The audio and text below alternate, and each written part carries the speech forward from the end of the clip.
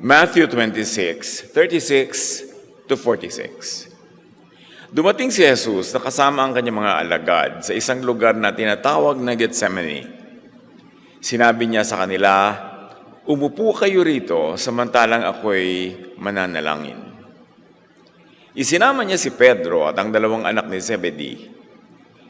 Siya'y nabalisa at nagdalamhati, kaya't sinabi niya sa kanila, "Ako'y tigib ng dalamhati, halos ikamatay ko na. Dito muna kayo at samahan ninyo akong magpuyat." Lumayo siya ng kaunti, nagpatira pa at nanalangin, "Ama ko, kung maaari po ay ilayo mo sa akin ang kopang ito ng paghihirap. Gayon may huwag ang kalooban ko ang masunod, kundi ang kalooban mo." Pagbalik niya sa kanyang mga alagad, naratnan niyang sila'y natutulog. Kaya't sinabi niya kay Pedro, "Hindi ba't kaya ninyong makipagpuyat sa akin kahit isang oras? Magpuyat kayo at manalangin upang hindi kayo madaig ng tukso. Ang espiritu ay laging handa, ngunit ang laman ay mahina." Muli siyang lumayo at nanalangin, "Ama ko, kung hindi ito maaring lumampas sa akin nang hindi ko nalalagok, masunod nawa ang iyong kalooban." Pagbalik niya, naratnan niyang uli silang natutulog. Dahil sa matinding antok, hindi sila makadilat. Ngunit iniwan niya silang muli at siya'y muling nanalangin sa ikatlong pagkakataon at sinabi din ang gayon ding mga pananalita.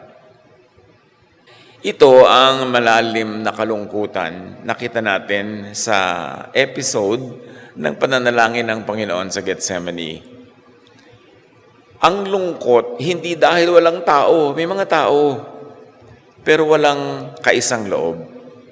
Walang nakakaunawa, walang nakikibahagi sa bigat ng pasanin. Kayo, ikaw, Miss or Mr. Lonely ba?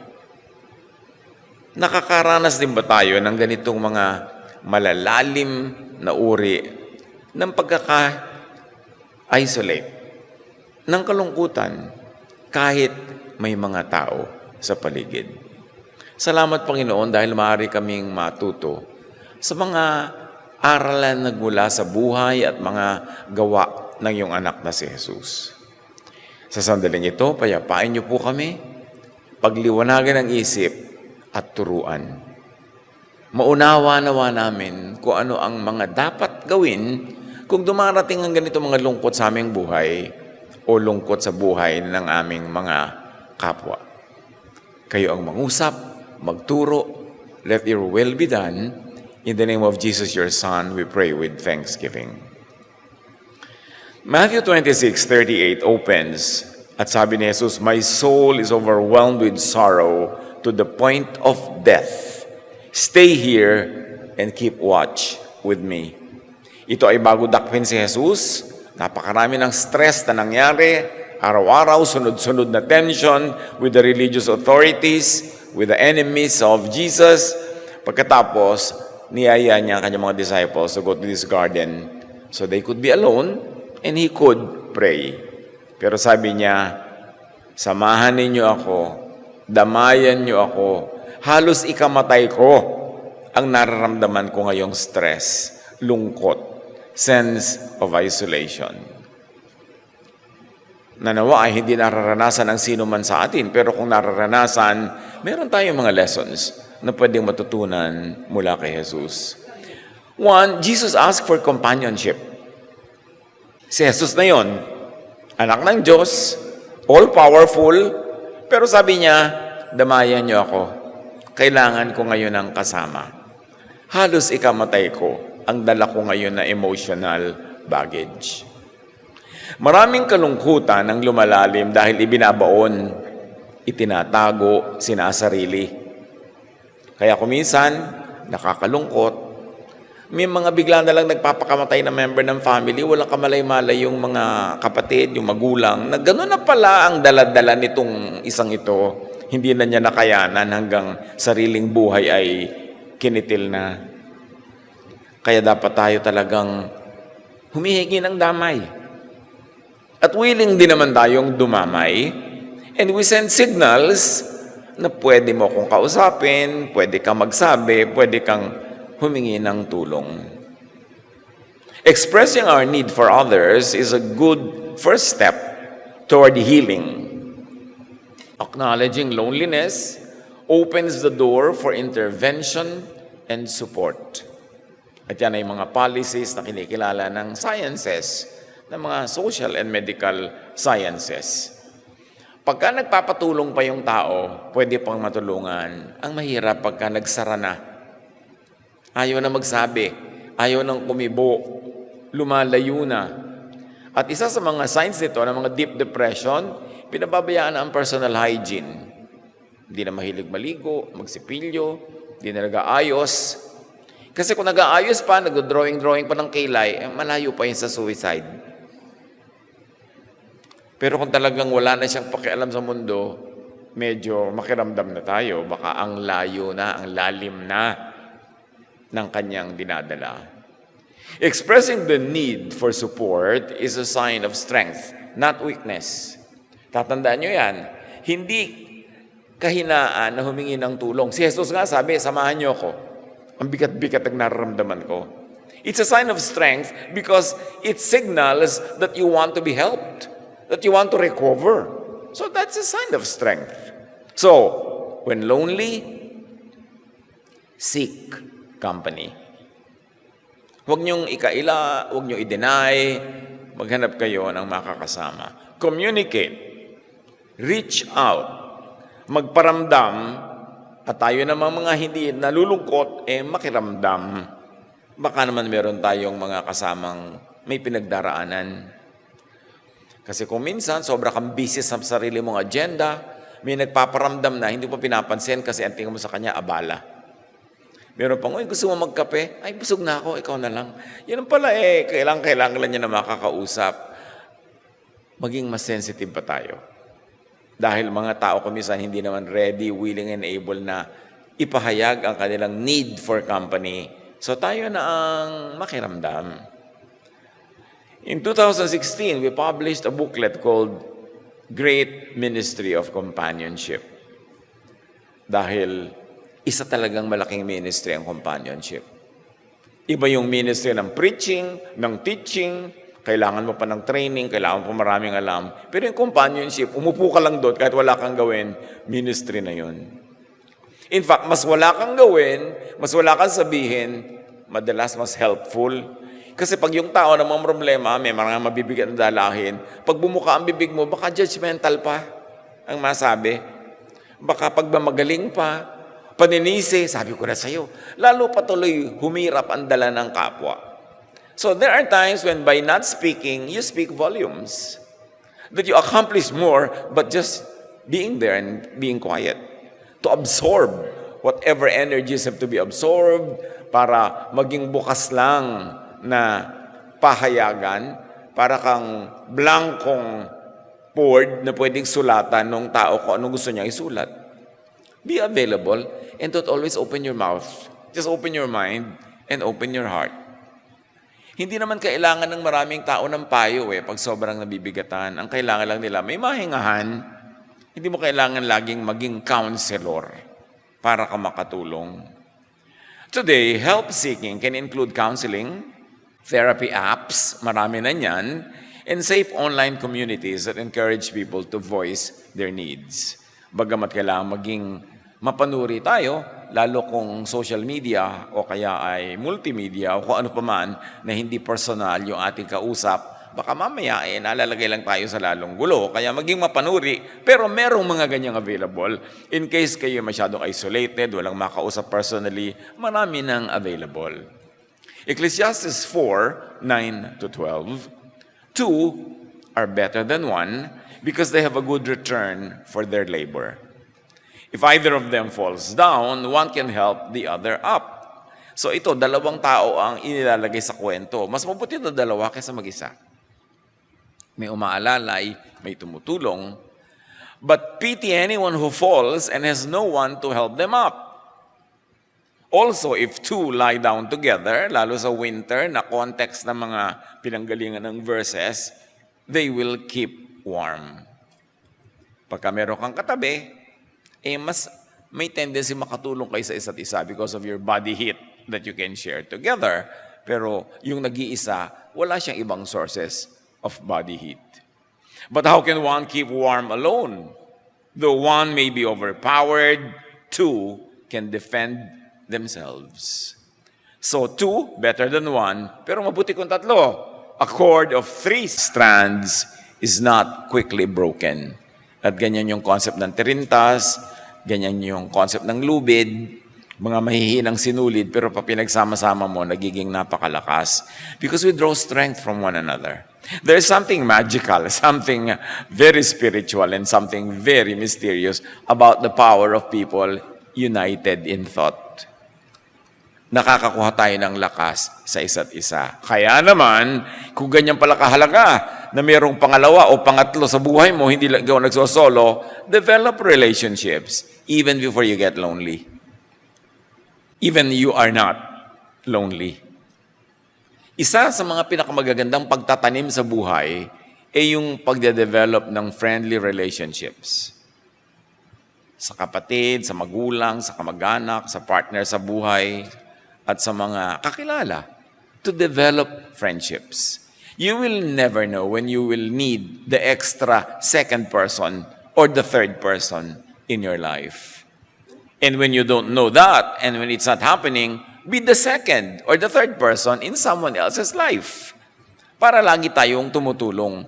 Kasi sa pagtulong natin, sa pagpapalakas ng iba, actually lumalakas din tayo kahit hindi natin napapansin. In other words, para mangyaring merong second o third person, pag tayo ay nag-iisa at nalulungkot at nalilito, be companionable. Kailangan, masarap kang kasama. Para kaisama, para kasamahan. Kailangan positive. Kailangan magaan. Yes, paminsan-minsan may mga dala tayong bigat at nakapagpabigat tayo sa kapwa. Pero dapat paminsan-minsan lang yun, hindi lagi. Kasi kung lagi, iiwasan na tayo.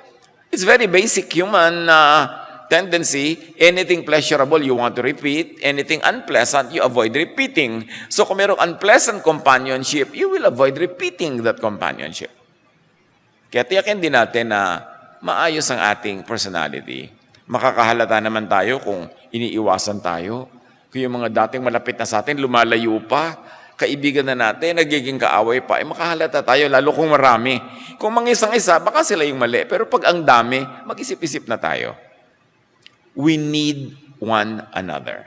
And acknowledging that and living by that truth will already prepare you for any oncoming issues. At kung hindi man sa iyo mangyari yung issue, handa ka to be helpful. Matthew 26:40, sa pagpapatuloy ng kwento sa Gethsemane. Then he returned to his disciples and found them sleeping. Couldn't you men keep watch with me for 1 hour? Kahit pa 1 oras lang, hindi nyo kayang manatiling gising. Sinabi na nga sa inyo na halos ikamatay ko tong lungkot, tas tutulugan nyo pa ako.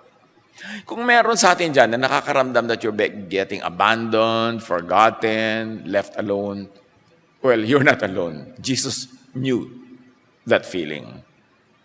At lalo naman siyang equipped to help us because siya mismo naranasan niya yung ganong uri ng pag-iisa.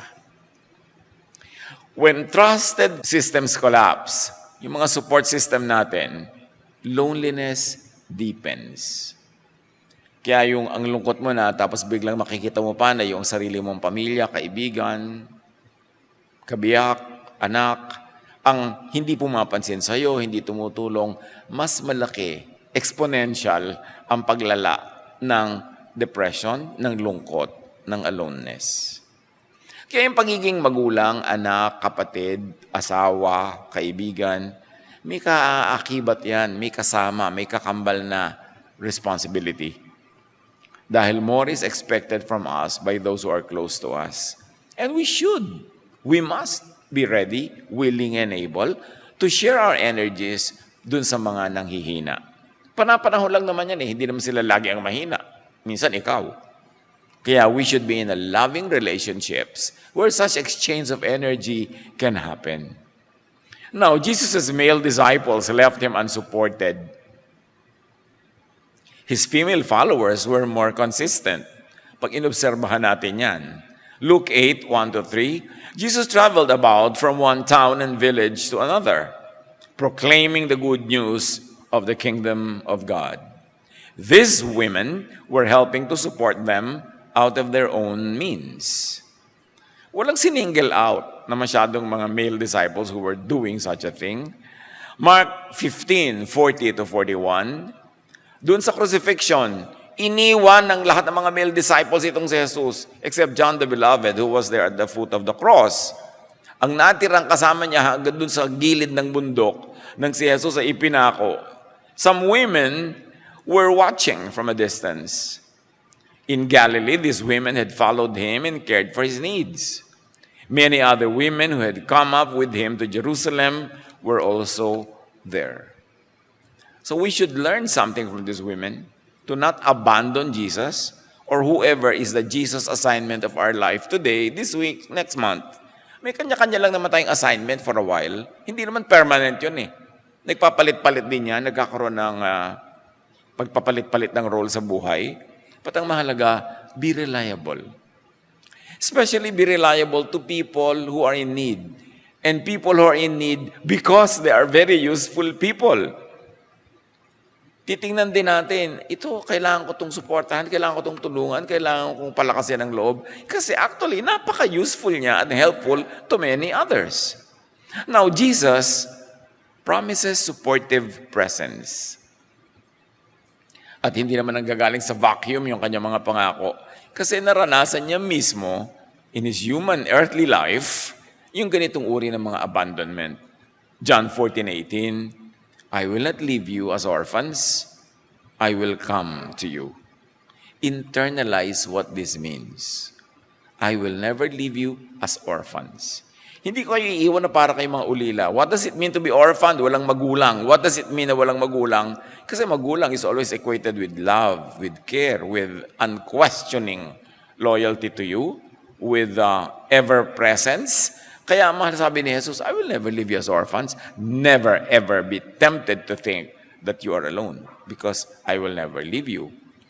Interestingly, even if you try to understand this idea in quantum mechanics, may tinatawag na quantum entanglement, which means no distance can really separate two related people or two related persons or two related energies. Kahit malayo ang distance, malayo man, malapit din pag meron kayong bond. And we have a bond with Jesus. And we have a bond with one another. Kaya dapat yung energy natin na ibibigay, na itutulong, maski physically malayo. Kasi hindi tayo pwedeng i-limit ng physical distance. Hindi lang tayo physical beings, we're also spiritual beings. May spirito tayo that transcends natural limitations, that transcends geographical distances. At dapat nating ma-develop yung ganong spirituality na pwede tayong magpalakasan sa isa't isa, maski pa nga magkalayo physically. And it's a reality in most Filipino families' lives. Sa dami ng ating mga OFWs, sa dami ng mga namamasukan, kahit hindi sa ibang bansa, sa ibang lugar lang, ibang probinsya, but we draw strength from one another. At nangyayari yan kahit paggamit natin ng social media, paggamit natin ng mga kung ano-anong platforms, mga telepono, mga equipment. Pero gamitin natin yon to give energy, not to drain energy from others. Kasi kung minsan naman, cellphone lang, nakita mo yung pangalan na nagte-text, nervous ka na, talaga kulang na lang, malagutan ka ng hininga. Dahil pag nakikita mo itong pangalan na to, ibig sabihin ito, problem. Abala. May ibibigay sa aking bigat ang taong ito. So tiyakin naman natin, and mostly, kahit pa minsan-minsan ay abala rin tayo, pero hindi lagi. Mas madalas na blessing tayo sa ating kapwa. Sa mga pag-aaral, loneliness is now classified as a serious health risk. Isa na siyang almost pandemic, silent pandemic. It is strongly linked to depression, dementia, and even cardiovascular disease. Marami pala nagkakaroon ng ganito mga uri ng ailments dahil malungkot lang. Medicine shows how emotional anguish translates into physical suffering. Masyadong related yan. Kaya maganda yung pasyente mo rin, masaya. May pinapagaling ka, cheerful man lang yung makita niya sa dingding, yung mga works of art, o kaya hindi yung mga lalong nakakanerbiyos.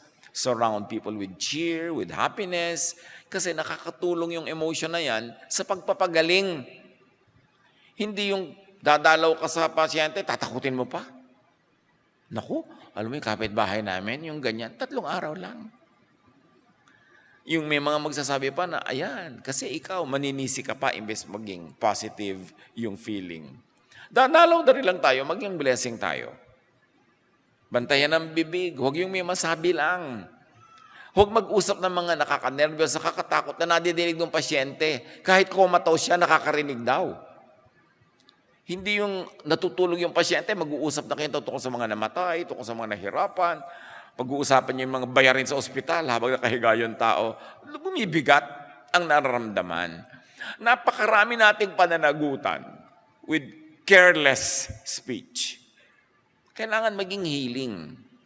1 John 4:7-8.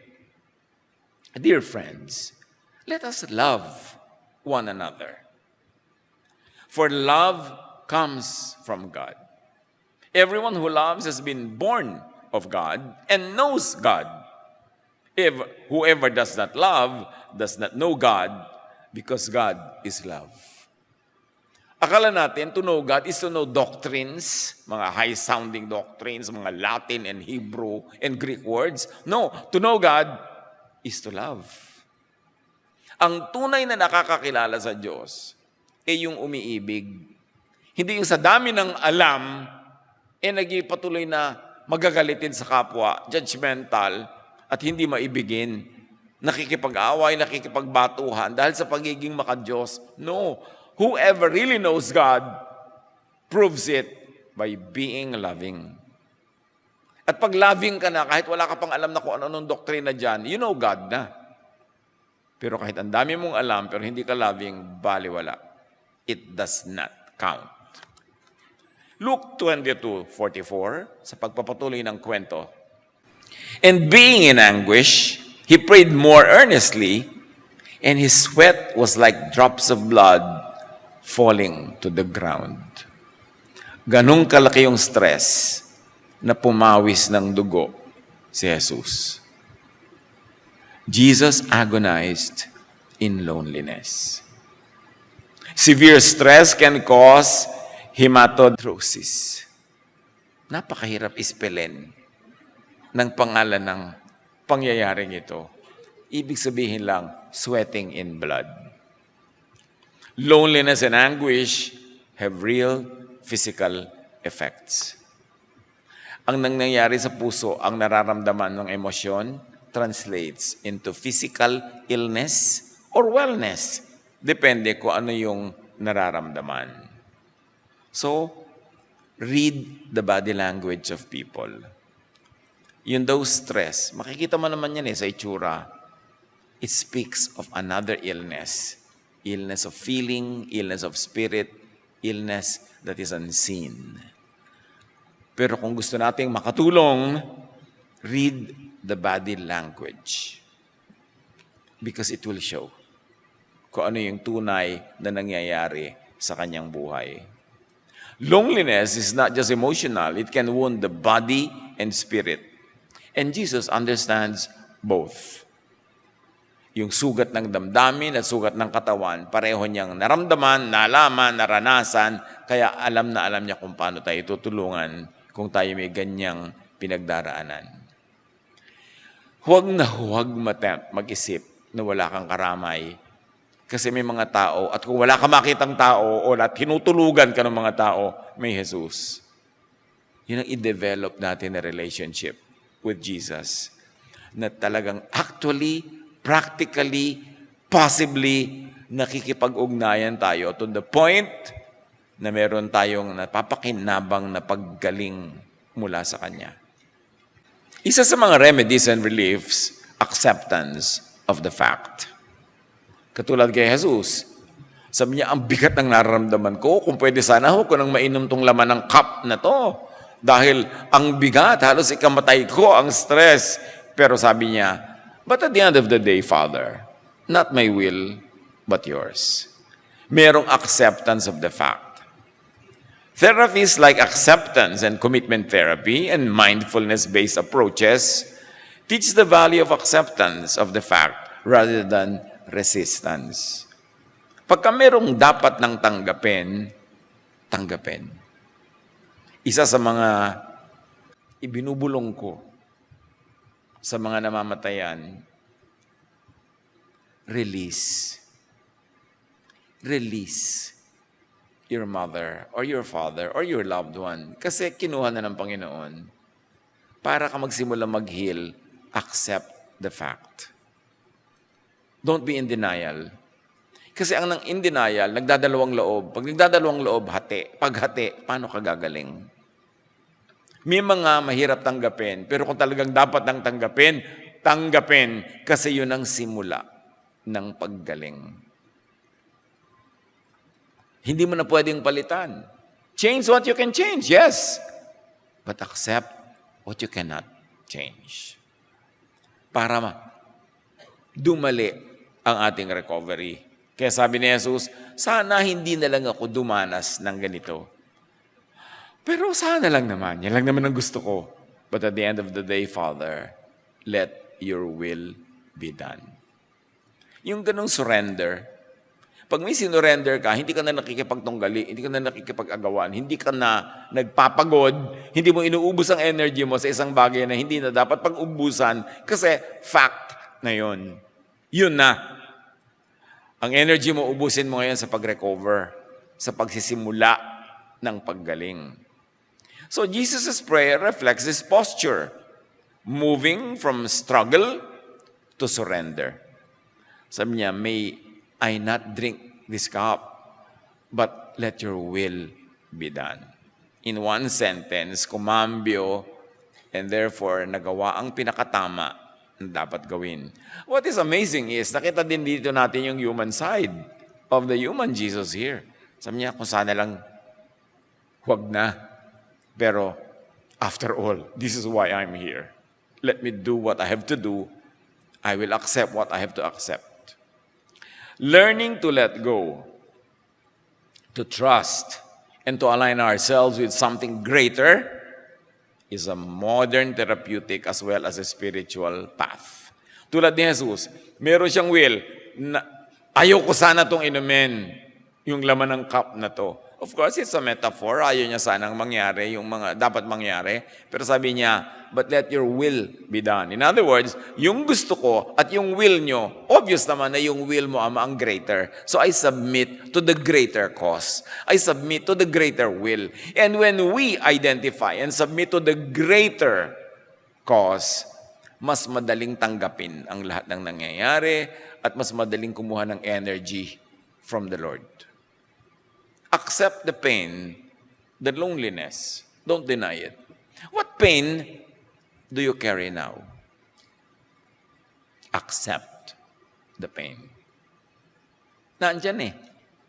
May nandaya sa atin, may nagtaksil, merong bumigo sa atin, tinulugan tayo, merong mga hindi tumupad ng usapan, maraming pain sa buhay, pero kung lagi mong uubusin ang energy mo sa paninisi, hindi ka gagaling. Accept it. Okay, hindi ako binayaran. Ano magagawa ko? Tatantanin ko siyang pinong-pino? Luluto ko siya, hindi ko naman siya kakainin. What's the point? Nandun na yun. O nagkamali ako, nagtiwala ako. Pagkakamali ko rin yun. Hindi lang yun solong pagkakamali nung nagkulang sa akin. Pagkakamali ko rin na nagtiwala ako. Pananagutan ko rin yan. Of course, it does not absolve the wrongdoer, but at least it gets you to the point where you are ready to begin to recover. Never be in denial. Accept the fact on the ground. O kung hindi lang sana ako sumama doon sa picnic na yun, hindi ako na-aksidente. Sumama ka eh. Nangyari na. What's the point? So recover.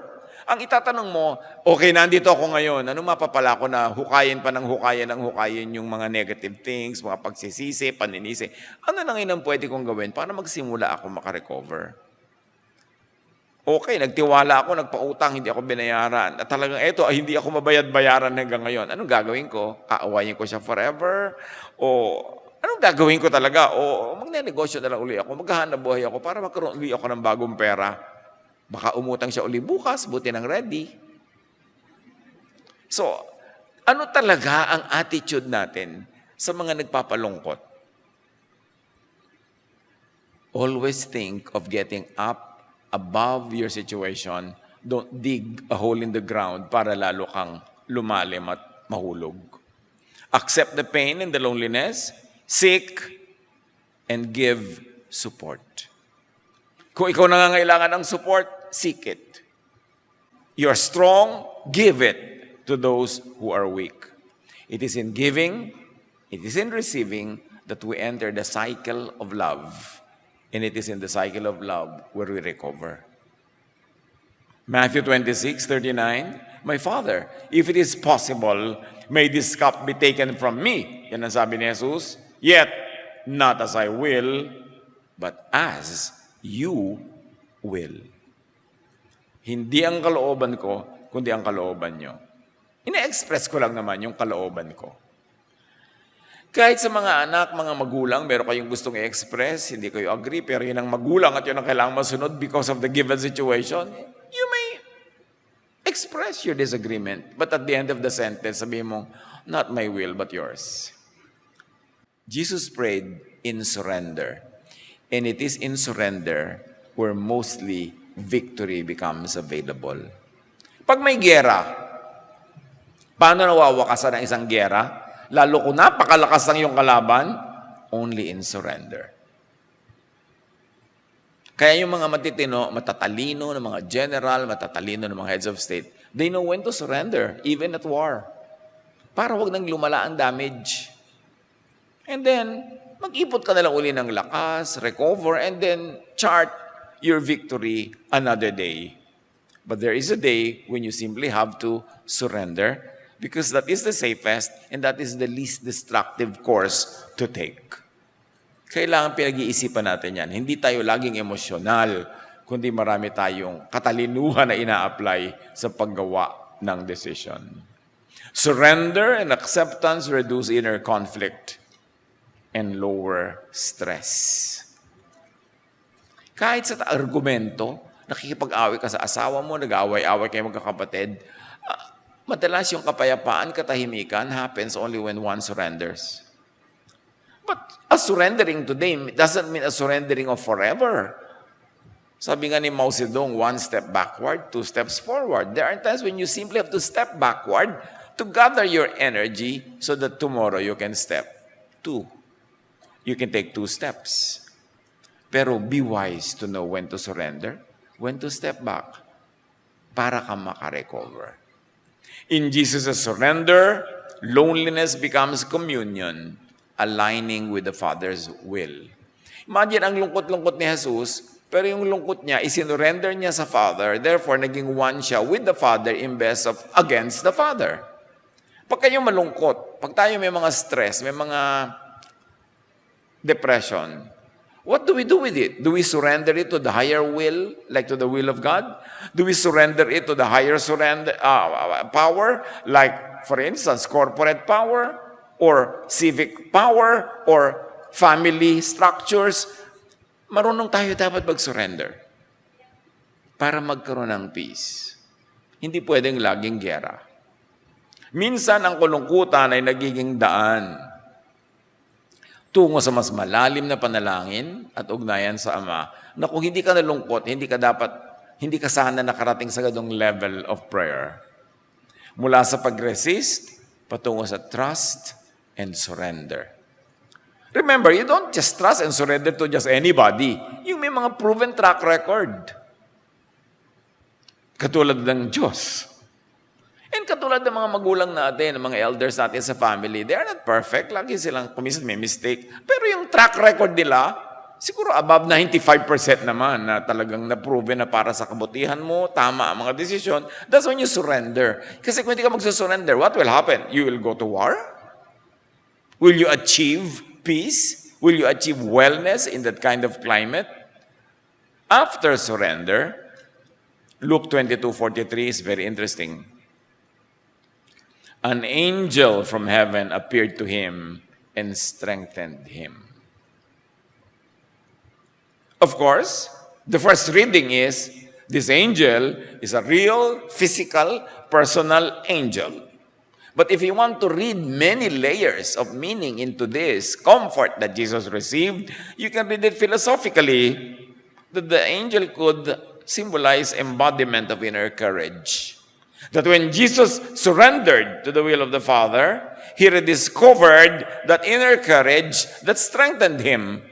Na nakita niya na yes, yan ang tamang gawin, mag-surrender sa Father's will, and therefore now, I am stronger, I recover. This angel of recovery came along with enlightenment, along with surrender. It could be read philosophically, it could also be read psychologically.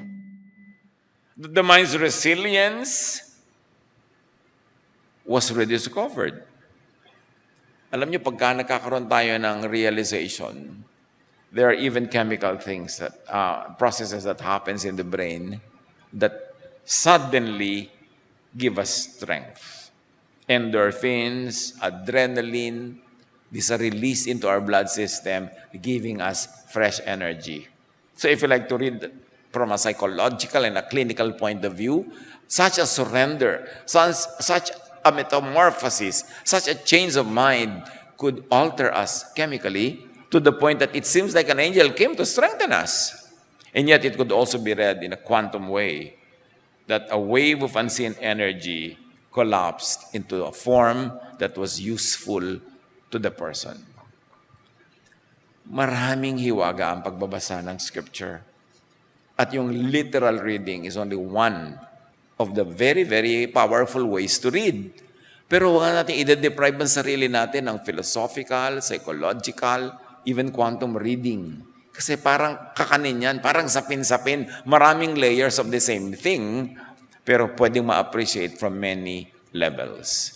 And as we grow spiritually, as we mature, we must appreciate other ways of interpreting, of reading, and applying old, proven truths.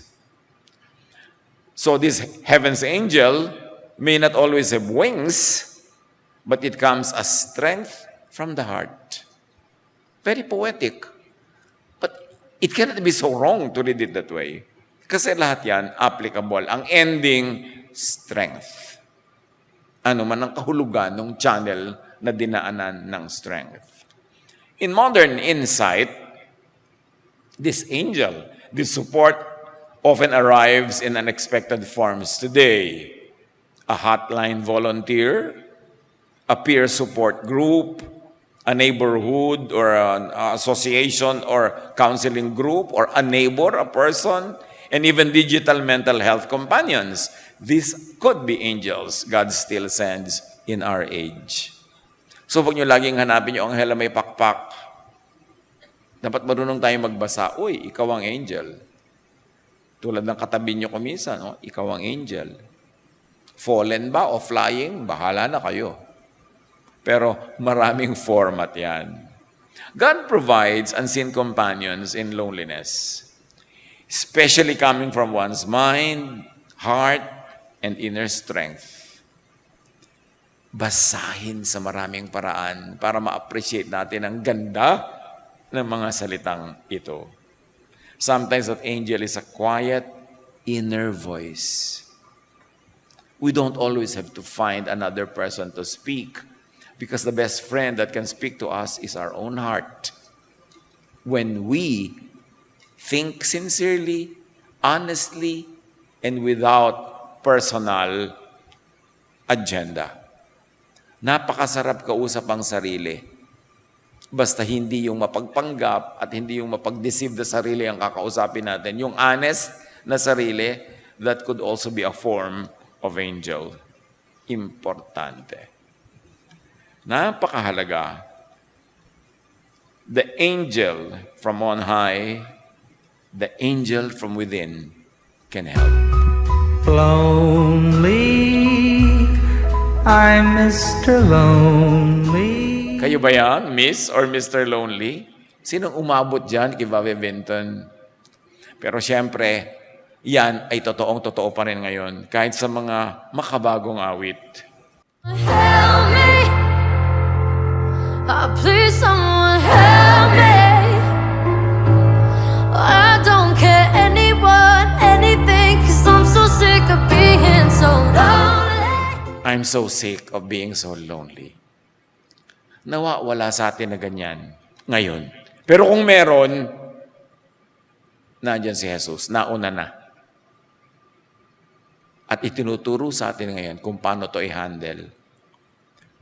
Admit it, accept it, don't deny it, but surrender it to God. Surrender to God's will, to God's wisdom, and do the right thing. Accept what must be accepted, change what can be changed, and then move on. Psalm 25:16, turn to me and be gracious to me, for I am lonely and afflicted. If this is your prayer, you know what to do. Seek help. Seek companionship. Surrender to God's will. Open yourself up. Huwag sarilinin. Huwag magkulong. Huwag solohin.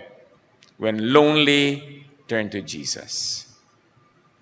At kayo ang kailangan humanap ng paraan how to do that. How to methodize this sentence, turn to Jesus. Kayo lang ang makaka-interpret yan sa buhay nyo kung paano nyo to gagawin. But more easily, meron namang turn to family and friends. Kaya ang mahalaga, to the lonely, be family, and be a friend. Panapanahon lang tayo. Pag kayo ang strong ngayon, magpalakas ng kapwa.